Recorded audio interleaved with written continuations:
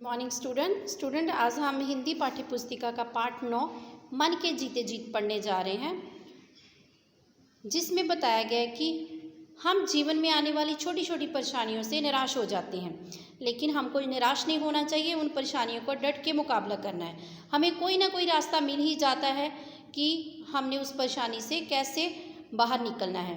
तो हम पढ़ने जा रहे हैं पाठ 9 मन के जीते जीत। हमें जीवन में बहुत सारी समस्याएं आती हैं, ठीक है, और कई बार क्या होता है, हम निराश हो जाते हैं, हताश हो जाते हैं। लेकिन उन मुश्किलों से पार कौन पाता है, उन मुश्किलों से कौन जीत पाता है? वही उन मुश्किलों से पार जा पाते हैं जो उनके आगे सिर नहीं झुकाते, बल्कि उनका मजबूती से सामना करते हैं। तो आज इस पाठ में भी कुछ ऐसे लोगों की हम बात करेंगे, कुछ ऐसे महान लोगों की बात करेंगे जिन्होंने अपने शारीरिक कमियों के बावजूद, ठीक है, कोई ना कोई विकलांगता उनमें थी, लेकिन फिर भी वो महान लोग बने, महान वैज्ञानिक सिद्ध हुए, महान ऋषि मुनि बने, महान रचनाकार बने। तो वो कौन कौन थे, उनकी मैं उदाहरण दूंगा। तो इसमें देखिए, सबसे पहले इन लोगों में किसका नाम आता है इस पाठ में? अष्टावक्र जी का आता है। तो अष्टावक्र एक त्रेता युग के विद्वान थे, जिनका जब जन्म हुआ तो वो 8 जगह से टेढ़े थे, मतलब उनके शरीर में 8 बल थे, ठीक है। तो 8 प्रकार की वक्रता के कारण या टेढ़ेपन के कारण ही उनका नाम अष्टावक्र पड़ा। अष्ट का मतलब होता है 8, वक्र मतलब टेढ़ा।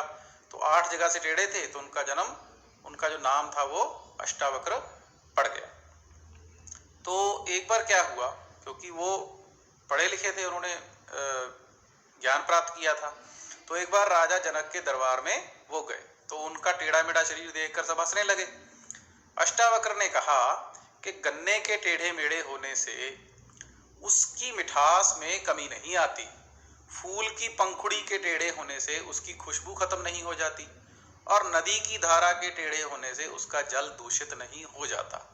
यह सुनकर राजा जनक तथा दरबारी ना केवल लज्जित हुए, बल्कि अष्टावक्र की विद्वता के सामने नतमस्तक हुए।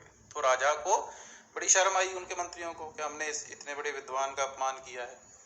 तो इसी प्रकार दूसरे जो विद्वान थे वो थे सूरदास जी। तो भक्ति काल के ये महान कवि हुए, रचनाकार हुए, और इन्होंने जितनी काव्य रचना की वो किसकी आराधना में की? भगवान श्री कृष्ण की आराधना में इन्होंने काव्य रचना की, बाल लीला का वर्णन किया। तो ये भी मतलब जन्म से क्या थे? नेत्रहीन थे, आंखों से देख नहीं पाते थे। इसी प्रकार जायसी जो थे वो एक बड़े रचनाकार हुए। इन्होंने कौन सा काव्य रचा? पद्मावत नाम का महाकाव्य रचा।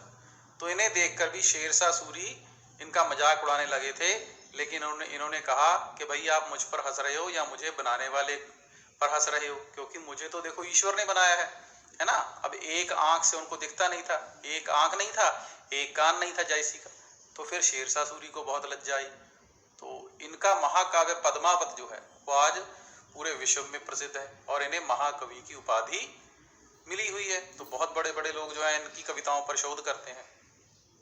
अब आगे देखिए, मैं आगे इसी प्रकार बात करूंगा प्रसिद्ध संगीतकार स्वर्गीय रविंद्र जैन जी। तो रविंद्र जैन जो थे वो भी आंखों से नहीं देख पाते थे। तो देखिए, रामायण सीरियल अभी पीछे टीवी पर आया था, उसमें जो गाना गाते हैं मंगल भवन अमंगल हरि, जो सारे गाने गाए हैं वो इन्हीं रविंद्र जैन जी ने गाए हैं। संगीत में मतलब ये बड़े ही प्रकांड विद्वान थे, और रामायण में भी इन्होंने ही संगीत दिया था जो बहुत लोकप्रिय हुआ। इसके अतिरिक्त अलिफ लैला, जय हनुमान, श्री कृष्ण आदि धारावाहिकों में भी इनका संगीत जो है वो बहुत ही प्रसिद्ध हुआ। फिर आगे आते हैं थॉमस अल्वा एडिसन। आपने इनका नाम सुना होगा, विज्ञान में इनका बहुत नाम है, बड़ा मशहूर नाम है। और इनकी उपलब्धि क्या थी कि ये कभी जीवन में निराश नहीं हुए, उन्होंने बल्ब का आविष्कार किया।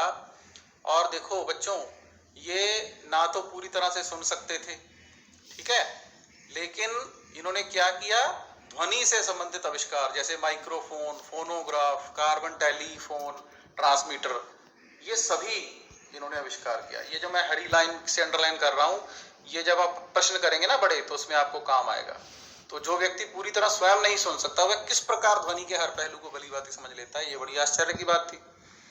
फिर इसी प्रकार लुई ब्रेल नाम के एक वैज्ञानिक हुए। इन्होंने क्या किया, लुई ब्रेल खुद भी नेत्रहीन थे, इन्हें नहीं दिखता था, लेकिन इन्होंने एक ऐसी लिपि की खोज की जिससे कोई भी जो नेत्रहीन व्यक्ति है, जो नहीं देख सकता है, वो भी पढ़ सके।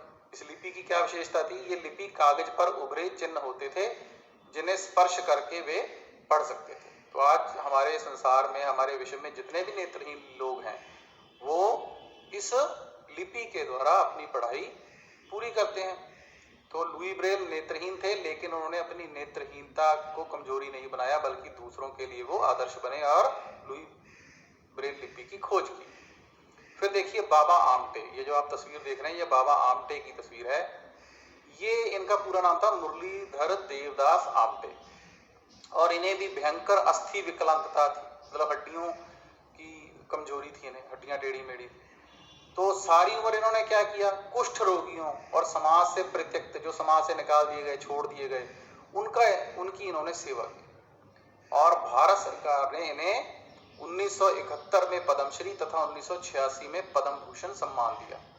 तो इस प्रकार इन्होंने गरीबों, असहायों और कुष्ठ रोगियों की सेवा से ही इतना बड़ा नाम कमा लिया। ठीक है, चाहे खुद ये मरीज थे, अस्थि रोगी थे, लेकिन फिर भी इनकी सेवा को देखकर भारत सरकार ने इन्हें 71 में पद्मश्री तथा 1986 में पद्म भूषण सम्मान दिया। इस प्रकार इन्हें अनेक राष्ट्रीय और अंतर्राष्ट्रीय सम्मान और पुरस्कार मिले।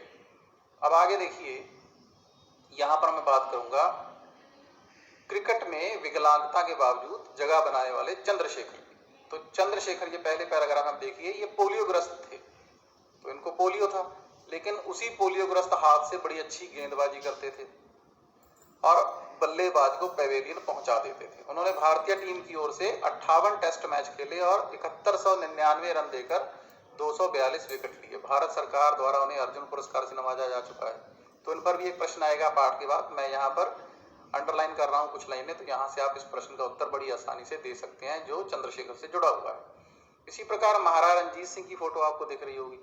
तो हमारे इतिहास में महाराजा रणजीत सिंह, महाराणा सांगा, ये भी बड़े बड़े शूरवीर हुए। राणा सांगा जो थे, उन्होंने इब्राहिम लोदी जैसे अनेक विरोधियों के दांत खट्टे किए, और महाराजा रणजीत सिंह जो थे, वो देखिए बचपन में चेचक के कारण उनकी आंख खराब हो गई थी, लेकिन फिर भी 19 वर्ष की आयु में उन्होंने लाहौर पर अधिकार कर लिया था। अब महाराणा सांगा जो थे, वो भी एक आंख से उनको दिखता नहीं था। ठीक है, उनकी एक लात जो थी वो जख्मी हो चुकी थी, एक लात से वो काम नहीं कर पाते, लेकिन फिर भी उन्होंने इतने युद्ध किए और इतनी जीत प्राप्त की। इसी प्रकार महाराज रणजीत सिंह जो थे, वो चाहे चेचक के कारण आंख गंवा चुके थे, लेकिन 19 वर्ष की आयु में उन्होंने लाहौर पर अधिकार कर लिया था।